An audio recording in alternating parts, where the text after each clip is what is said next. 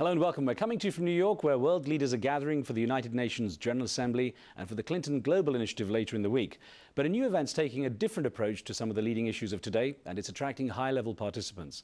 The Global Creative Leadership Summit brings together the business world, artists, scientists and entrepreneurs, as well as politicians, to find new ways to address issues ranging from globalization to the environment. And to find out more, we're joined by Louise MacBain, the founder of the summit and herself a highly successful entrepreneur. Also with us is Amir Dosal, the Executive Director of the UN Office for Partnerships here in New York, based at the UN. Good to have you both here. Thank you. Louise, I have to start off by asking, I mean, apart from the politicians, the heads of state, the businessmen, the NGOs, you have people like neuroscientists. Now, what are they doing in a conference like this? Well, the neuroscientists help us understand the emotional aspect.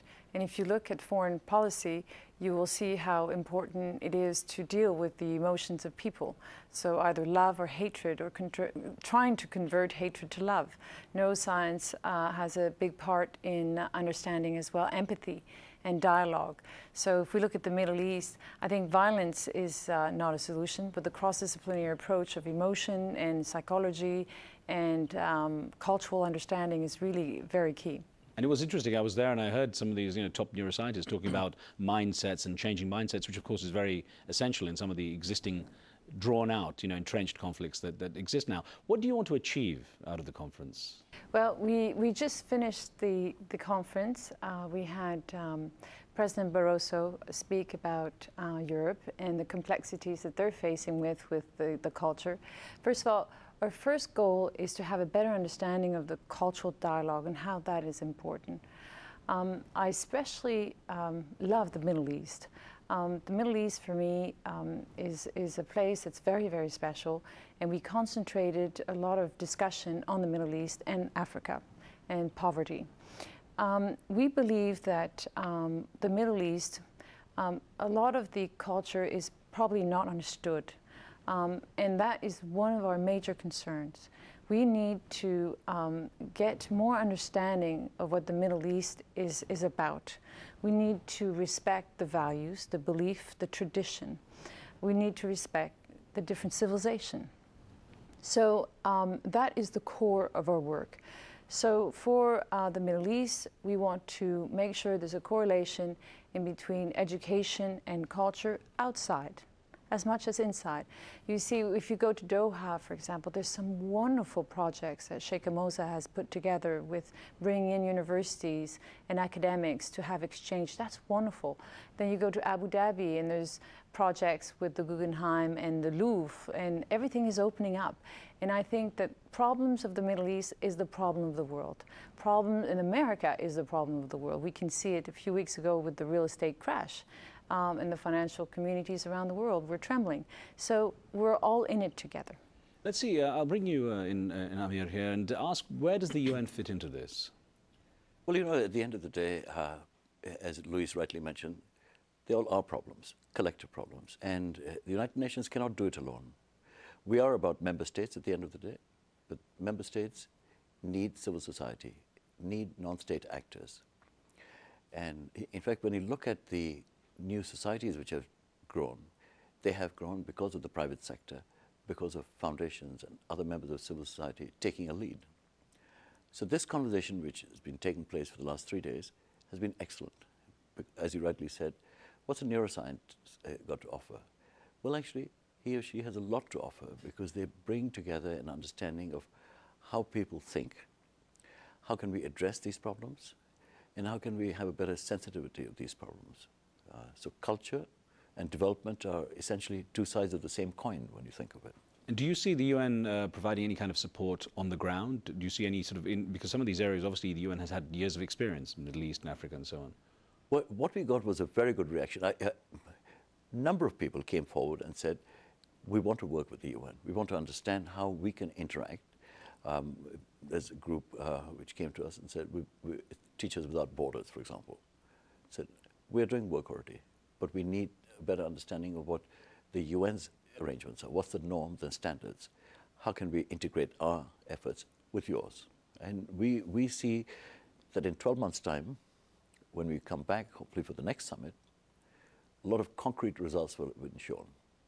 Let me get an email actually to you, Louise, that came in from California here. And Lesa in California wrote in saying, cultural projects are good and help the general population. In the case of Israel and Palestine, it could help, but the majorities in both groups are still not ready to trust one another. I think that trust, respect, understanding of tradition, and dialogue is crucial.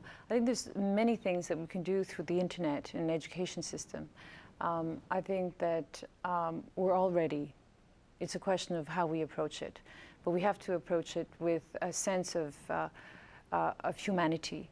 It's not about economics. It's about being human, understanding the concerns of the others, and respecting them.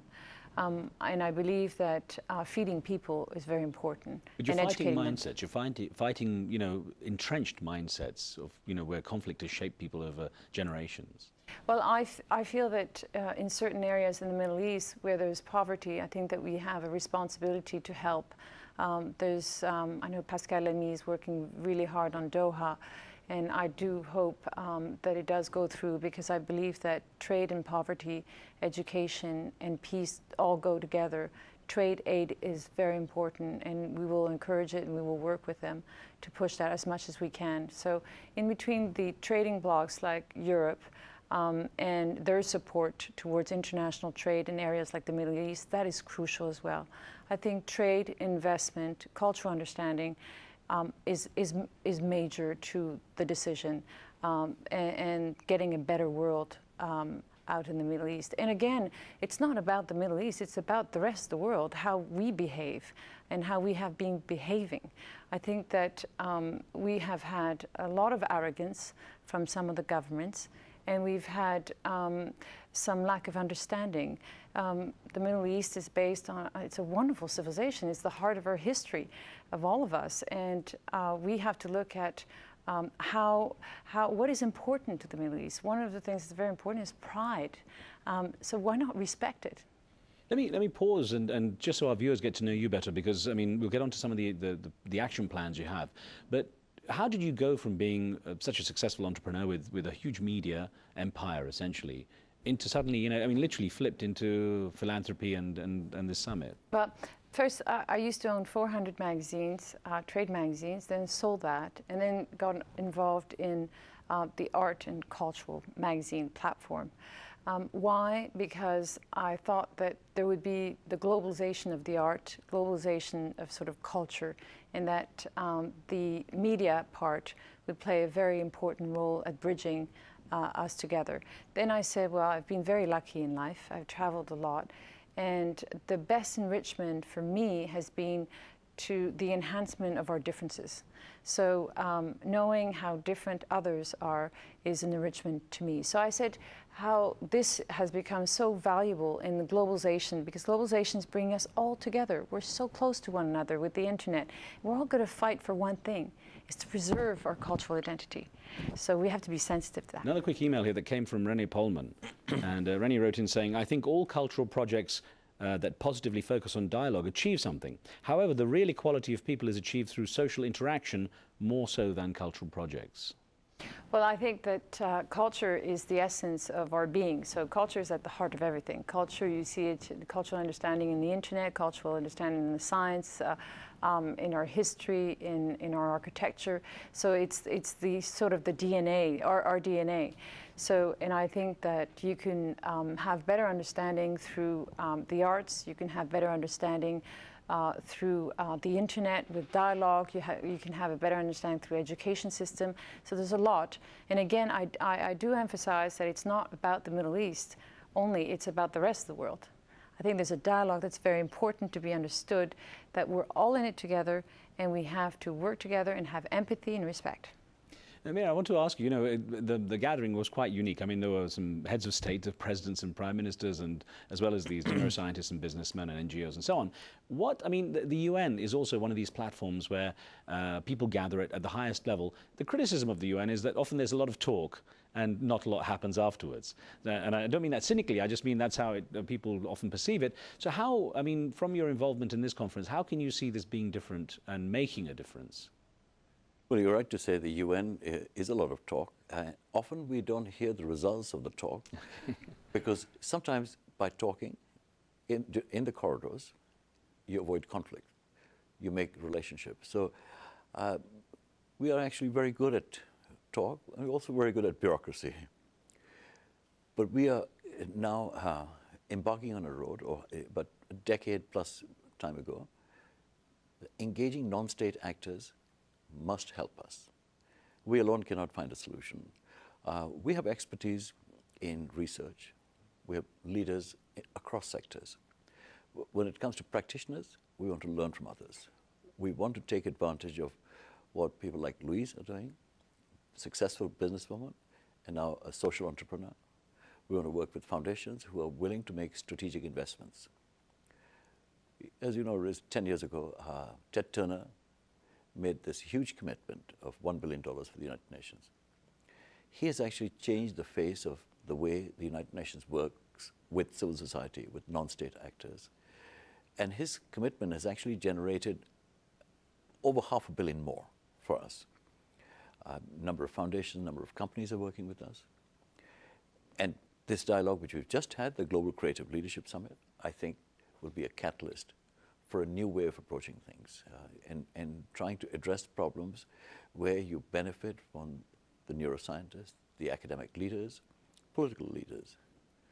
And at the end of the day, we were thrilled that heads of states came forward. And we've had very positive reactions saying, we welcome talking to this unique group. Because at the UN, we talk to politicians, and rightly so. Whereas this one offers a platform across sectors, multidisciplinary. I mean, including artists and Calvin Klein and people like this. So right. Building quite a mix. Yes. Now, I have to ask you, in terms of concrete steps then, Louise, the conference just finished. You've got a number of ideas. What's the first step? Concrete step. The first concrete step is we're going to create a global rule of law with the help of David Boyce. And this is going to be sort of appropriate as a document for the presidents or the leaders or prime ministers to sign and to give somehow a security to investors that come into their countries. So if someone is intimidated by a country in Africa, we will have the countries come in and have some type of reference to a document related to the global rule of law. So a lot of people are very scared of investing in certain regions. So that's one tangible project. The other one is Nicholas Negroponte from MIT has announced at our summit that he was going to have a project called Give One, Get One, which is the computer. So I think the quickest moment that we can have computers in the hand of those children and give them knowledge, the better the world will be. We're going to be launching as well a campaign called What If? I think a lot of people make decisions, but they don't understand really the consequences of their decision. So we are going to build an alliance. I was speaking to John Clippinger from Harvard Business School, and about linking the sort of the thinking of some professors and students from universities, and to get the scenarios of what if we do nothing in climate change? What is the world going to look like? We can do it on Second Life or on the internet or whatever. I'm going to squeeze in a call because Kamal from the UK is on the line. Kamal, what would you like to ask? Yeah, hi. I just want to ask him a question. I've got it. I'm originally from Somalia. They're ignoring the country. 15 years we've been suffering in Somalia, but what they do anything about for the United Nations, and they haven't done about it, and children die every single day. United Nations even they haven't supplied any food, any water, any medicine. Okay, Kamal. So I mean, I think what Kamal's concern is here is a more direct thing. You know, I guess he's comparing the need for food and water and so on over, in this case, building connections and bridges at the level of art and culture. It may seem less important. Mm-hmm. Mm-hmm. Well, I think obviously the most important is to feed our people. We have to have short-term sort of planning and middle and long-term planning. So the short term, of course, it's to come to aid to the poor people that have no water and no food. We're speaking more about what we have to do. For example, in Africa, we need to have an economic independent sort of model for moving forward, but we have to build plans. So some of us think in the middle and long term, and others think in the short term. And I wanted to go back to the United Nations. I think that there's a lot of, it's very easy to criticize global agencies, but they are really trying to do, they do a lot of great work. And I think one of our jobs is to market them better. I think that it's the same thing with a lot of governments. But the priority is to feed people. Yes. I've got about a minute left, and I want to touch on the aspect of Middle East Union that you've got. And I know we don't have much time, and this is just an early idea, but with about a minute to go, you want to try and create a European Union model for the Middle East. You know, create some kind of unity. You even spoke with Jose Manuel Barroso of the European Commission on this. What's the plan? Well, the plan is to put a platform together, work with the existing platform or modify them, or start a new one, where we would have at the forefront trade, cultural understanding, education, and establish common projects like water and other types of projects that would bring people together. And I think that any area is better, and we see it in China and India, is better when there's an economic prosperity, and then you can feed the people. That's so important. Louise MacBain and Amir Dosal, so many issues to discuss and never enough time, but we hope to talk to you again about these. Thank you. Thank you very much. Thank you. Thank you. And thank you for joining us here as we came to you from New York. On tomorrow's show, we'll be talking to the head of NATO, Jaap de Hoef Scheffer, who was actually at the conference, about the challenges facing the world's most powerful military alliance. Join us for that. Don't forget, if you have any thoughts about pressing issues around the world, send your emails to riz@aljazeera.net. We'll see you next time. Street Talk's coming up next.